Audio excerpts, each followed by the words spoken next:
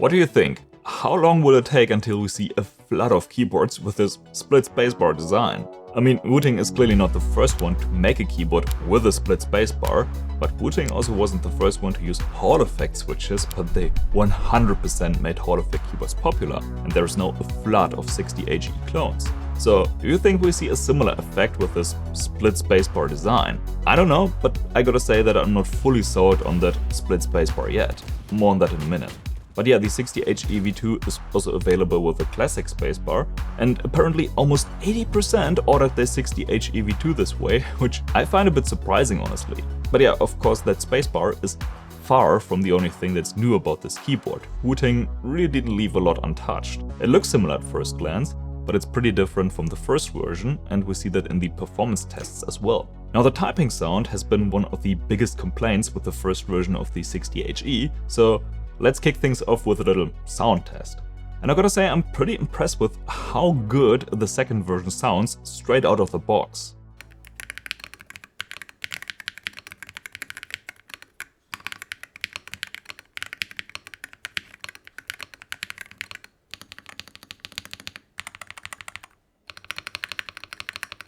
It's a bit muted, but compare that to the stock 60HE.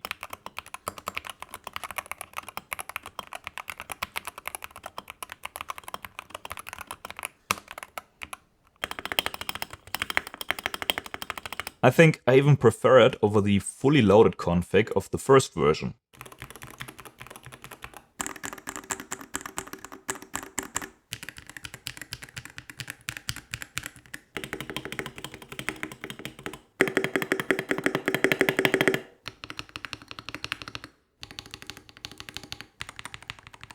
I mean, sound preferences are different, but I think we can all agree that this is a huge improvement over the original version of the 60HE.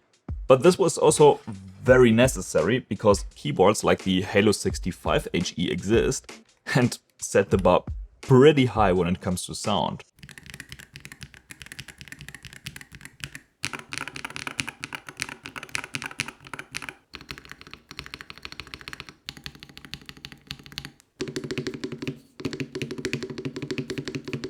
And the Halo 65 is a good bit cheaper, so yeah, that sound upgrade was very necessary, just like the new metal case. It looks pretty similar to the old ABS case, but it's made entirely from aluminum. It's a high quality case, like you'd expect with a premium keyboard like this. I mean, the 60HE has always been somewhat expensive, but the second version also finally sounds and feels like a premium keyboard, as a pre-built, out of the box.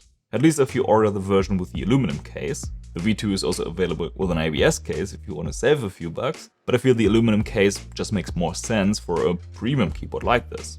I guess if you only care about the performance, it's nice having the option though. So let's talk about the performance. One of the headline features is the upgrade to 8K polling. And yeah, the tests confirm that the 60HE V2 achieves clean 8K polling and scanning, and it's just as good as the 80HE. Not a game-changing upgrade by any means, but it's nice to have. And this should also help the 60HE V2 when it comes to latency. And yeah, that's exactly what we're seeing here. The 60HE V2 sits at the top of the chart, even beating the 80HE. But note that these numbers are with the actuation point set to 0.2mm instead of the usual 0.1. I'm not exactly sure why, but I wasn't able to get consistent result at the lowest actuation point with the 60HE V2. It's insanely sensitive at the lowest actuation point, and I think what's been happening here is that the magnetic field of the solenoid might have been causing missed triggers, but I'm not sure. It's a non-issue at 0.2mm, so that's what I used on all keyboards. And yeah, 0.6 milliseconds is kinda crazy already, but the smallest possible latency is probably even slightly lower because of the additional travel distance.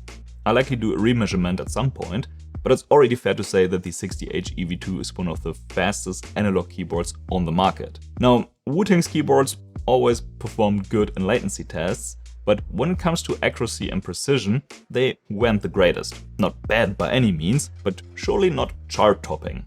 And Wooting did not like that, so they came up with this switch selector. Other HE keyboards had features like this for a while now, and the idea is that selecting the exact switches you're using gives the keyboard information on the maximum travel distance of that switch, which in return should increase the accuracy of the detection. And yeah, when set to the smallest actuation point of 0.1mm, we can see the effect. The 60H EV2 does register an input after just 0.1mm of movement. Very impressive, but it's not very stable, as you can see. I guess that's because Wooting is using very low filtering here. Not sure if I'm a fan of that, but this might also change in the future, as this is still beta firmware. For my testing, I decided to only measure the first stable actuation, where the input is consistent. And on average, that's 0.12mm, which still is very accurate. And that surely is a nice little improvement over Wooting's other keyboards. This is fresh data, by the way, under the same testing conditions and with the newest firmware versions installed.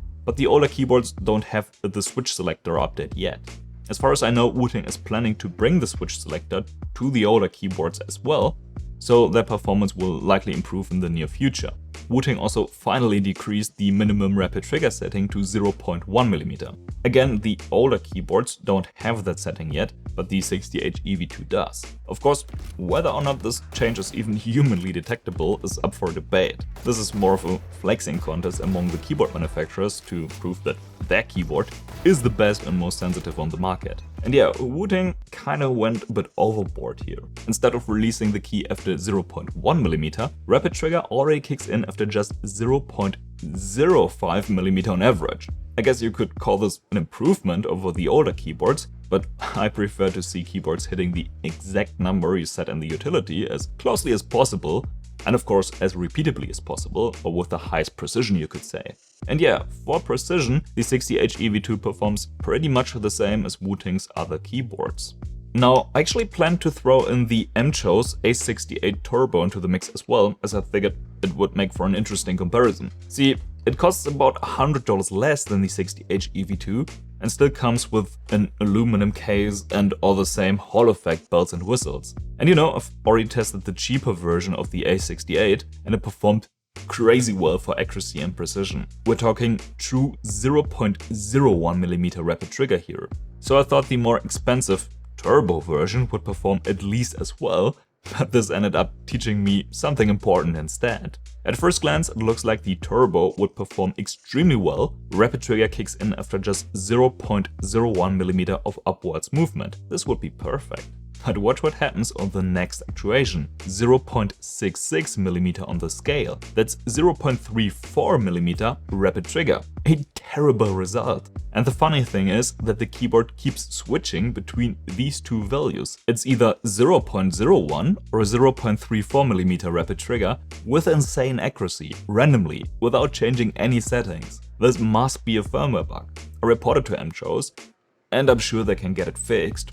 But this got me thinking, would I have even noticed this if I hadn't taken any measurements? Like if I just bought this keyboard as a regular consumer. This probably just would have made me feel bad about my gaming performance. It's virtually impossible to figure out what's going on while just playing games. Stuff like this might feel like you're just having a bad day at gaming. Like shaky fingers, slow reaction times, maybe you blame your ping, you know? Hard to pin this inconsistency to the keyboard, but this can really ruin your experience. And I think you can see where I'm going with this. When I started testing the 60H EV2, it was still on alpha firmware and I didn't encounter bugs like this. It's on beta now and it feels more stable and reliable than most keyboards on the market. Sure, Wooting is not immune to having bugs, but this is the third keyboard from them I tested now and I don't even know how many different firmware versions I've tested. And the performance has always been consistent and reliable with each keyboard and firmware version. So there is something to be said about Wooting's consistency and reliability. That's something really important that's easy to forget when looking at all these performance charts. But yeah, Wooting's keyboards are also pretty expensive, so it's fair to expect more attention to detail and more refined products. However, there's one thing I'm still not sure about when it comes to the 60H EV2.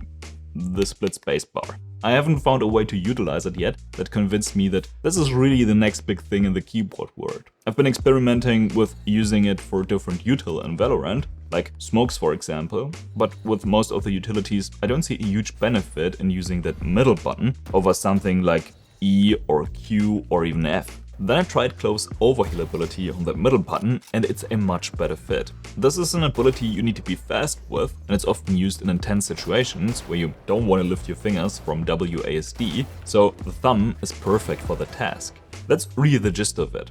If it's something you want to use while moving and in intense situations, it's worth trying on the middle button. So I figured using it as a crouch button kind of makes even more sense, and I'm one of those people who normally use C for crouch, which I already press with my thumb, so the switch came pretty naturally. And yeah, it still took some getting used to, and I hit jump instead of crouch, more than I would have liked to, but I gotta say that middle button is a bit more comfortable to hit with the thumb than the C key.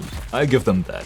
But on the other hand, learning new keybinds and developing new muscle memory is always a bit of a pain, and I'm not yet sure if it's really worth it in this case. That being said, I'm still a bit baffled that almost 80% chose to order the version with the regular spacebar. I mean, the split spacebar wasn't like a huge revelation for me, but it also doesn't really hurt if you don't want to use it. I didn't have any mispresses when typing, and when using my regular keybinds, it feels just like a normal keyboard for gaming. So I feel there's no big downside really to going with the split spacebar version. I found it pretty interesting to try different keybinds on the middle button, even though it didn't really click for me. It's nice to have an extra button, it's just not that game changing, I feel. At least not for the games I play. Thanks for watching, bis zum nächsten Video.